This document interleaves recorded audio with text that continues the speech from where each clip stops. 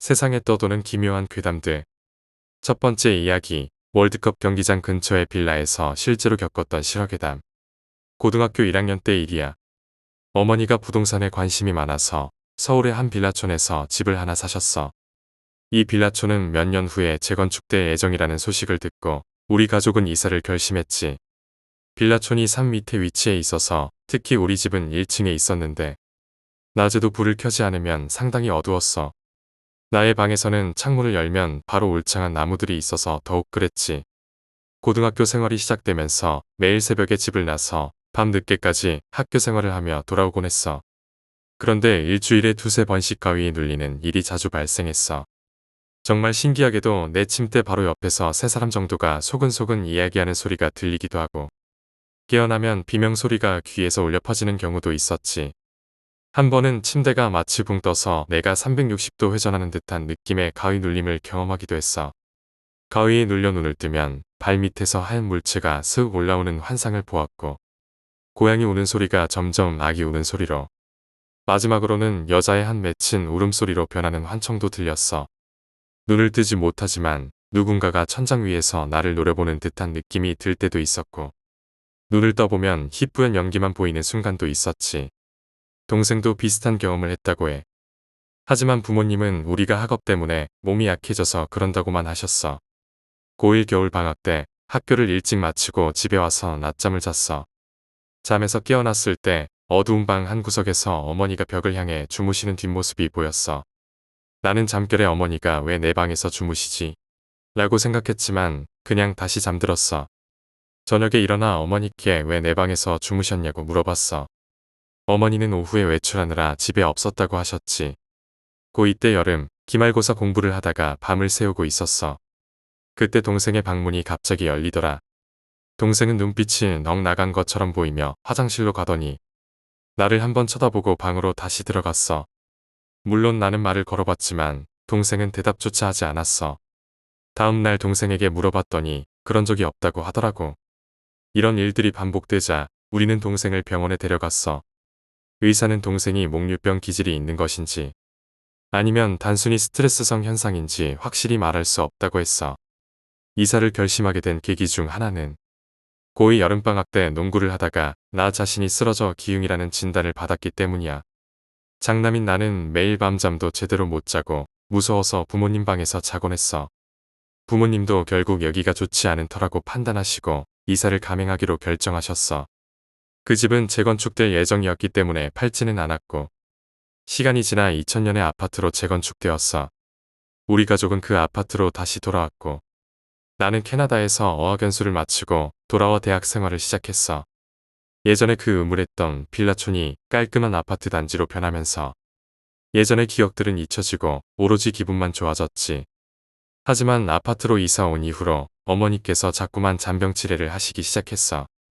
병원에 가면 괜찮다고 운동이나 식습관을 바꾸라고만 하는데 어머니는 원래 건강에 좋은 식습관을 가지고 계셨고 걷기나 등산을 좋아하시는 분이셨어. 그런데도 불구하고 계속 아프신 거야. 어느 저녁 어머니가 아파트와 산이 이어지는 산책로에 가자고 하셨어.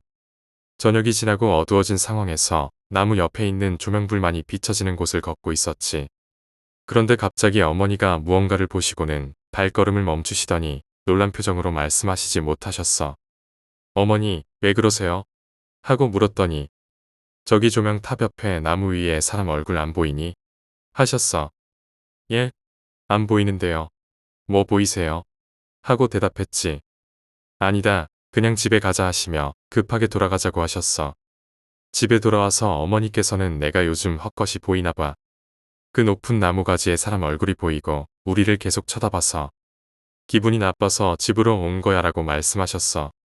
그리고 며칠 후 아파트 단지에 사는 친구와 술을 마시며 충격적인 얘기를 들었어. 한 달 전에 그 산책로에서 단지에 사는 한 남자가 목을 매달고 자살했다는 거야. 그 얘기는 어머니께는 말씀드리지 않았어. 어머니께서 그 시절 몸이 안 좋으셨거든. 어느 날 어머니가 단지 내 친구분과 마실 좀 다녀오신다고 하셨어. 그런데 어머니 친구분이 집으로 전화를 해오시더라고.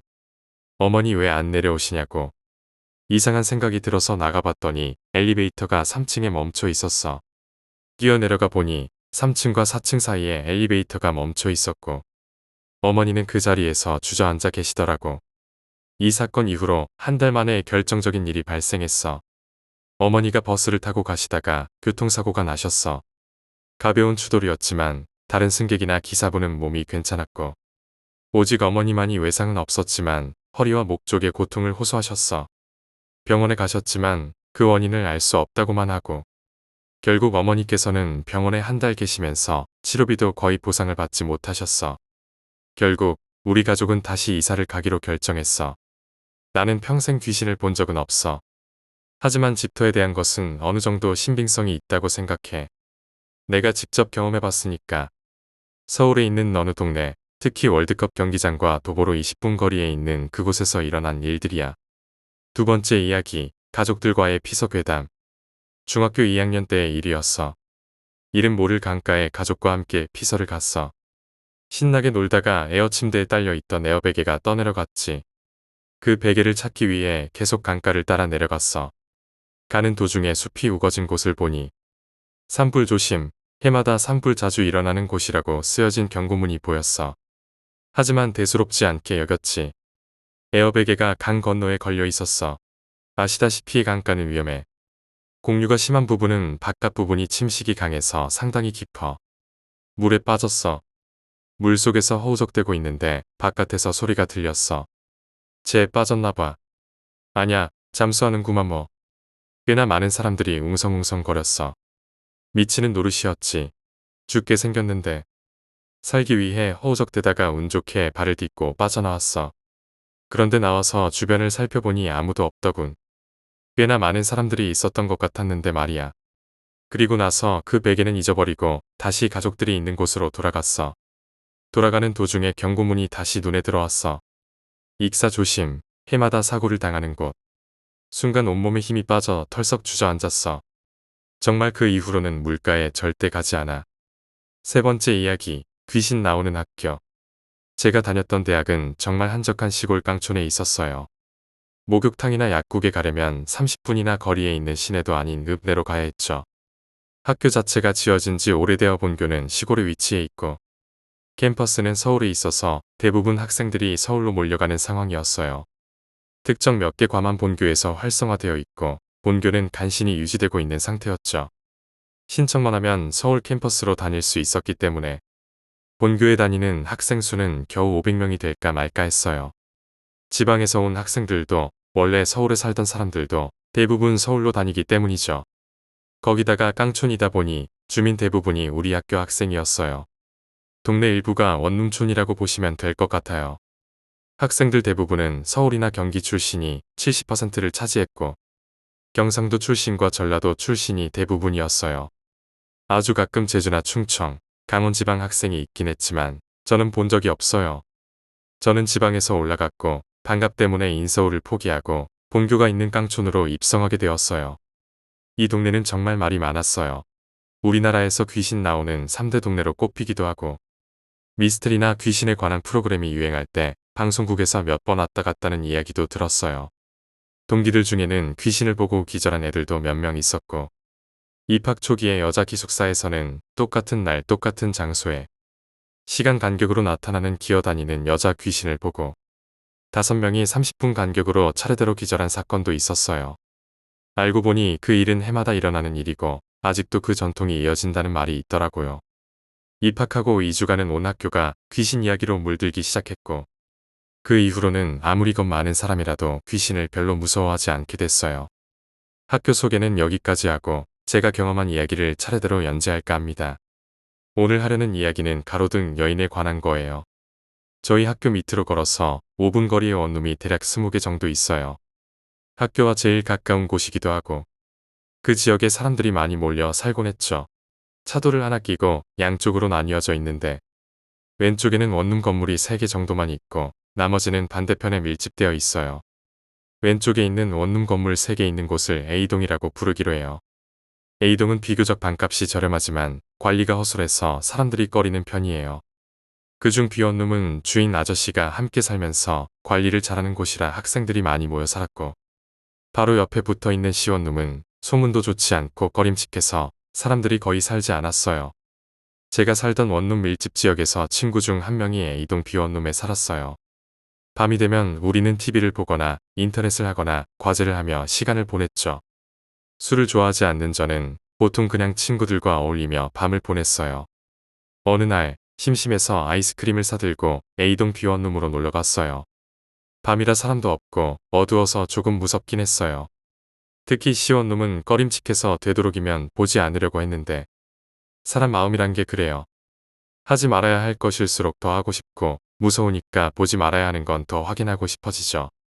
C원룸으로 들어가는 입구에 가로등이 하나 있었어요. 그 가로등 아래에 여자로 보이는 형체가 있더군요. 처음에 멀리서 봐서 형체만 확인할 수 있었는데 가까이 가니 코트에 까만 부츠를 신은 여자였어요. 그런데 그 시기가 더워지기 시작하는 6월 초였는데 그 여자는 겨울 코트를 입고 있었고 키가 상당히 컸어요. 순간 오싹한 기분이 들면서 가까워졌는데 그 여자의 다리가 허공에 떠 있는 것처럼 보였어요. 마치 대롱대롱 매달려서 저를 빤히 쳐다보는 것 같았어요. 아마도 자살한 귀신을 본 것 같았어요. 그 순간 너무 놀라서 큰 소리를 지르고 친구가 사는 원룸으로 뛰어들어갔어요. 귀신 본 이야기를 하고 1시간 정도 지나 친구에게 데려다 달라고 했지만 친구도 귀신 볼까봐 싫다고 했어요. 결국 홀로 집으로 돌아가는 길 우연히 시동에 사는 과 동기를 만났어요. 동기는 바로 그 시원룸으로 들어가려고 하던 중이었어요. 우리는 그렇게 친하지 않았기 때문에 간단히 인사만 하고 헤어졌죠. 그 친구는 학교에서 귀신을 보는 것으로 유명했어요. 하지만 그때는 괜히 그 이야기를 꺼내 귀신 보는 친구 앞에서 쇼를 하는 것처럼 보일까봐 그냥 그 자리를 떠났어요. 다음 날 그 귀신을 보는 동기가 갑자기 저를 찾아와서 여자애한테 욕하거나 해코지한 적이 있냐고 물었어요. 처음엔 그 말의 의미를 몰라 왜 그러냐고 되물었죠. 그러자 그는 가로등에서 목매달고 자살한 그 여자의 말이야라고 대답했어요. 사실 저는 그 귀신을 본 일을 그에게 말한 적이 없었어요. 그 순간 제 몸에 식은땀이 흘렀어요. 그가 말하길 제가 그 귀신 욕한 게 그 귀신을 정말 화나게 했나 봐요. 하지만 그는 영적 능력이 없는 저와 같은 일반인한테는 직접적으로 보복할 수 없어서 영적 능력이 있는 그가 대신 맞았다고 해요. 어제 저와 마주치면서 인사했던 것 때문에 그가 대신 맞았다고 생각했다고 하더라고요. 귀신을 보는 능력이 있어서 귀신이 그를 때리면 실제로 맞을 수도 있다고 그는 말했어요. 그래서 그가 어깨 밑으로 팔 쪽에 시퍼런 멍이 들어 있었던 거였죠. 그는 자신이 잘못한 것이 없으니 맞을 이유가 없다고 생각했고 누군가 잘못했기 때문에 그를 때린 거라고 생각해서 저에게 물어본 거였어요. 그는 영적 능력 같은 걸 갖고 있어서 귀신과 통하고 그런 게 있기 때문에 귀신이 때리고 그럴 수 있다고 말했어요. 귀신을 본 것에 대한 놀람과 귀신에게 욕하고 도망친 것을 이해할 수 있지만 절대로 귀신한테 욕하거나 해코지하지 말라고 당부했어요. 마음만 먹으면 귀신이 들러붙어서 반병신 만들어 놓을 때까지 괴롭힐 수 있다고 경고했죠. 네 번째 이야기, 제주도의 전경생활 괴담. 제주도에서 전경생활을 하고 있을 때였어. 군대에서는 대부분 그렇듯 평일에는 주로 작업을 하지. 태풍 때문에 무너진 돌담을 다시 쌓다가 선임 한 명이 손을 다쳐서 경찰병원을 간 적이 있었어. 그 선임의 상태는 그렇게 심각한 건 아니었는데 일반 병실이 꽉 차서 중환자실에 입원하게 됐어. 병원 중환자실을 가보면 알겠지만 오늘 내일 하는 환자들이 꽤 많아. 그 고참 옆에는 대모 진압하다가 크게 다친 대원이 있었어. 수술 끝나고 회복 상태에 있는 그 대원과 이런저런 얘기를 나누면서 꽤 많이 친해졌다고 해. 어느 날 제 고참은 만화책을 보면서 시간을 때우고 있었는데 옆에 자고 있던 그 대원이 몸을 부르르 떨더라고. 헉, 얘가 왜 이러나 싶어서 가까이 갔더니 눈에서 눈물을 막 흘리고 있더라고. 놀라서 그 대원을 흔들어서 정신 차리라고 깨웠더니 그 대원이 눈을 뜨고 정신을 차렸어. 왜 그러냐고 무서운 꿈이라도 꿨냐고 물어봤더니 그 대원이 잠을 자다가 정신이 들어서 눈을 뜨라고 했는데 눈이 잘 안 떠졌대. 몸도 안 움직여지길래 가위에 눌렸구나 생각이 들어서 억지로 몸을 움직이려고 했는데 몸은 안 움직여지고 눈이 살짝 떠졌대. 살짝 실눈을 뜨고 주위를 살피니 자기가 누워있던 침대 양쪽에 조그만 여자의 둘이 턱을 꿰고 자기를 쳐다보고 있는데 생긴 게 얼굴이 창백하고 머리는 양쪽으로 따았는데 놀라운 건 눈동자에 흰자위가 없었다고 해. 그러니까 눈동자가 없다는 거야. 그 중에 한 나이가 다른 아이에게 야, 우리 오늘 얘 데려가자. 라고 말했대. 너무 무서워서 가위에서 깨려고 막 몸을 흔들었다고 해. 몸을 부르르 떨던 게 그때였을 거야. 그랬더니 다른 여자아이가 조용히 하라는 듯 검지손가락을 입에 갖다 대더니 쉿, 조용히 해. 얘 아직 안 자는 것 같아. 라고 말했다고 해. 그래서 너무 무서워서 눈물을 흘리다가 깼대. 제 고참은 가위에 눌린 거 가지고 뭘 그러냐면서 나도 수십 번 눌려봤는데 그런 거 아무것도 아니라면서 걱정 말라고 안심시켜줬대. 그런데도 그 대원은 너무 무섭다고 자기 잠들면 죽는 거 아니냐고 걱정하길래 자기가 옆에서 보고 있다가 무슨 일 있으면 바로 간호사 부를 테니까 걱정 말라고 쉬라고 했대. 그렇게 그 날이 지나고 다음날 일어나 보니 자기 옆에 있던 대원 침대가 비어 있더라는 거야. 일반 병실로 옮겼나 싶어서 간호사한테 물어보니 어제 새벽 상태가 갑자기 악화돼서 세상을 떴다고 하더라고. 고참은 너무 어이가 없어서 수술도 잘 끝나고 이제 회복기인 사람이 어떻게 갑자기 죽을 수 있냐고 물어봤더니 자기네들도 이런 경우는 엄청 드물다고 하더라고. 그렇게 병원 생활을 마치고 돌아온 고참이 해준 얘긴데 정말 그때 당시 들었을 땐 정말 섬찟하더라고. 왠지 뻥 같기도 한데 너무 진지하게 얘기해줘서 진짜인 것 같기도 해. 5번째 이야기, 내가 캔커피를 줬던 언니. 2월 말부터 우리 회사가 정말 바빴어. 그래서 다들 밤 11시, 12시, 늦으면 1시에 집에 돌아갔었지. 우리 회사에는 여직원이 나 혼자였는데 나도 설계팀이라 항상 늦게까지 일하다가 가곤 했어. 출퇴근은 항상 다른 직원들과 카풀해서 하거든. 공단이라 차 없으면 출퇴근이 좀 불편해. 버스도 별로 없고. 게다가 우리 회사는 새로 생긴 블록이라 더 불편했어. 아무튼 하루는 11시 넘어서 일찍 가는 오빠가 있어서 나도 그 오빠 차를 타고 먼저 나가게 됐어. 오빠가 담배 떨어졌다고 매점에 들리자면서 횡단보도 앞쪽에 차를 세웠어. 근데 매점이 문을 닫았는지 다시 돌아오더니 길을 건너가더라고. 그 도로가 좀 큰 편이야. 8차선이라고 하나?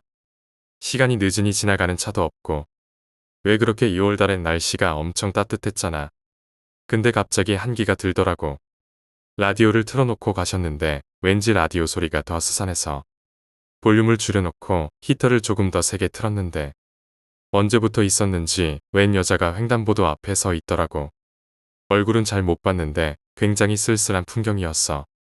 아무도 없는 횡단보도에 신호등이랑 가로등 불밖에 없는데 그런 곳에 여자가 혼자 서서 뭐 표정은 못 봤지만 그것도 날씨가 따뜻해도 그렇게 얇게 입고 있을 정도는 아니었는데 내가 타고 있는 차 뒷좌석 문 앞에 거리를 좀 두고 서서 파란불돼도 건너지도 않고 누구 기다리나 혹은 꽃뱀인가 싶어서 그냥 아무 생각 없이 멍하니 있는데 조금 있으니까 그 여자가 내가 있는 보조석 쪽으로 와서 문을 두드리더라고. 별 생각 없이 창문을 조금 열었는데 그 여자가 몇 시예요? 하더라. 약간 어눌한 말투로 딱 중국이나 뭐 그런 쪽 여자인가. 아무튼 우리나라 사람은 아니었어. 그래서 난 친절하게 11시 43분이에요 했지.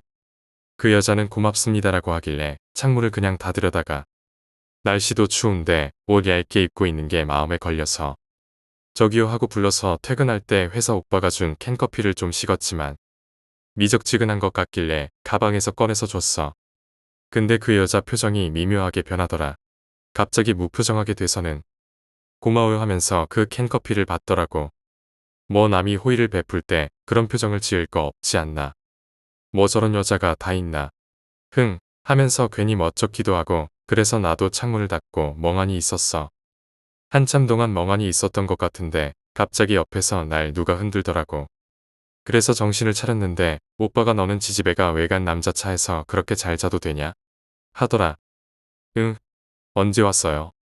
했더니 담배 사러 갔다 오니까 내가 창문 반쯤 열어놓고 덜덜 떨면서 자고 있더라는 거야. 우리 집 앞 도로였지. 그리고 시계를 봤는데 11시 43분이었어. 아, 왠지 무서운 거야.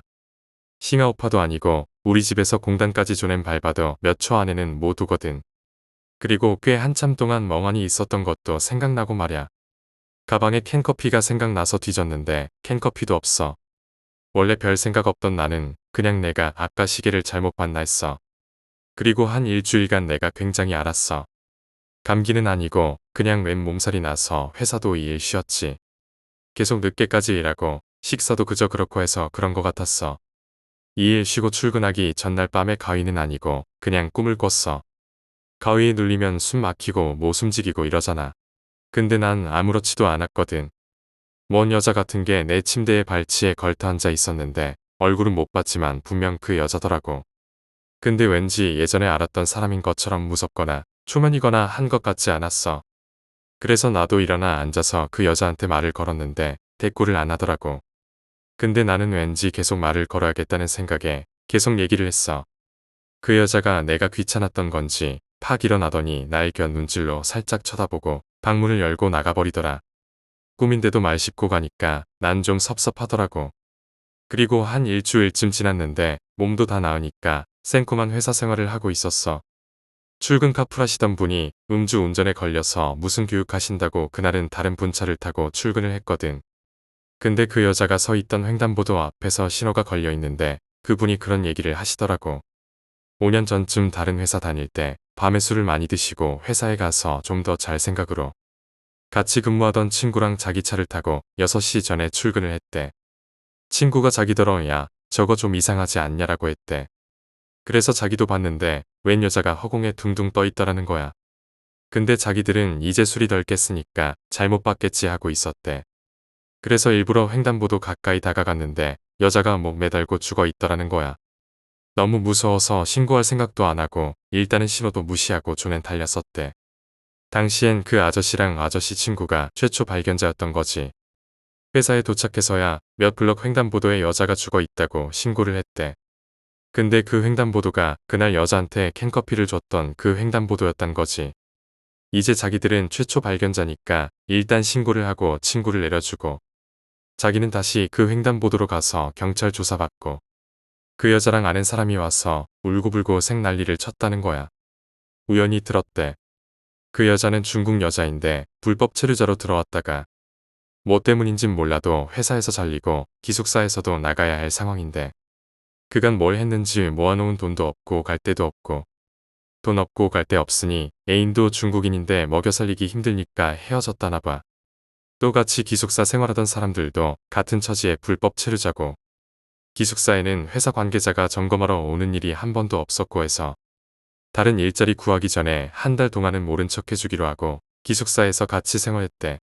낮에는 깨어있는지 뭘 하고 다니는지 몰라도 다른 사람들이 기숙사로 들어오기 전에는 항상 자고 있고 그래서 한 달 동안 그 사람하고 말 한마디 못했더라는 거야. 하지만 그건 그 사람들이 무관심하거나 했던 건 아니야. 그 여자가 남들 들어오기 전에 자고 했으니까. 원래 성격도 조용한 데다가 내성적이었던 모양이야. 일자리도 못 구하고 뭐 또 나름의 이것저것 문제도 있었는지 그날 밤에 바람 쐬러 나간다며 나가더니 늦게까지 들어오지 않더래. 그리고 그 새벽에 출근 시간에 차들이 엄청 많은 8차선 도로에서 전봇대에 줄 달고 목을 맸다는 거야. 난 그 얘기 듣고 소름이 열나 돋더라. 뭐 뒤끝은 흐지부지하게 됐지만 여자가 나타나 시간을 물었던 거랑 사라진 캔커피라던가 왠지 그 여자였을 것 같아. 나도 예전에 다니던 회사에서 어떤 이유로 회사를 관두고 우울증에 걸려서 보름 정도 집 밖으로 안 나가고 있을 때 누군가 말을 걸어주었으면 좋겠다고 생각했지만 밖에 나갈 엄두는 안 났거든. 그러면서 나는 정말 필요 없는 인간인가 싶어서 죽으려고도 생각했었어. 그 여자 마음을 알 것 같더라고. 내가 줬던 캔커피가 나는 그저 아무 생각 없는 호의였지만 그 여자 귀신한테는 스스로를 불쌍하게 생각한다고 여겨서 입장 바꿔 생각해보니 정말 기분 나빴을지도 모르겠어. 나도 그랬을 것 같거든. 그 후로는 별일 없었지만 출퇴근할 때 그 길로 지나가면 가끔 정말 무서워. 6번째 이야기, 제주도의 괴담. 제주도의 여름은 정말 무지하게 덥다. 바람이 많이 부니까 시원할 거라고 생각하는데 신기하게도 여름만 되면 바람이 전혀 안 분다. 겨울엔 미친 듯이 부는 걸로 유명하지. 그래서 여름엔 덥고 겨울엔 추운 게 제주도의 특징이다. 어쨌든 그날도 무더운 더위 속에서 야간 초소 근무를 서고 있었다. 제가 제일 싫어하는 근무가 초소 근무였다. 왜냐하면 다른 경계 근무는 2인 1조로 짝을 맞춰서 나가니까 무서울 일도 없고 심심하지도 않은데 이놈의 초소 근무는 혼자 초소 위 지붕으로 올라가서 시간을 때워야 하기 때문에 심심하기도 하고 무서운 생각이라도 들면 정말 미쳐버릴 정도다. 참고로 초소 내무실은 반지하식이고 내무실 위 지붕에서 경계 근무를 선다. 시간은 새벽 2시쯤이었다. 낮부터 구름이 많이 끼더니 비가 조금씩 내리기 시작했다. 하필 왜 4시간에 비가 오는지. 비가 오면 탐조실에 탐조등 커버를 씌워야 하는데 탐조등이라고 일반 후레쉬보다 20배 큰 조명 기구가 있다. 저희 초소 탐조실은 또 비화가 있다. 제가 오기 1년 전쯤 근무하던 대원이 고참의 갈굼을 못 견디고 탐조실에서 턱에다 총을 대고 자살한 적이 있었다. 그때 탐조실 벽면에 피가 엄청 튀었는데 그 핏자국을 지우려고 페인트칠을 했는데 겹겹이 칠해도 그 붉은 스름한 핏자국이 벽면에 나타나더라는 것이다. 원한이 많아서 그런지 자기의 죽음을 알리려고 그런지 어쨌든 저는 조금만 버티면 교대기 때문에 그냥 모른 척이 있었다. 그랬더니 상황병이 나오더군요. 내무실 옆에 상황실이라고 24시간 근무하는 곳이 있다. 태진아, 뭐하냐? 탐조실 커버 씌워야지. 탐조등 녹슬면 엿먹는다. 아, 김수경님, 저 무서워요. 다음 근무자가 씌우면 안 되나요? 좀 있음 교대인데. 이게 죽을라고. 잔말 말고 가지고 와라.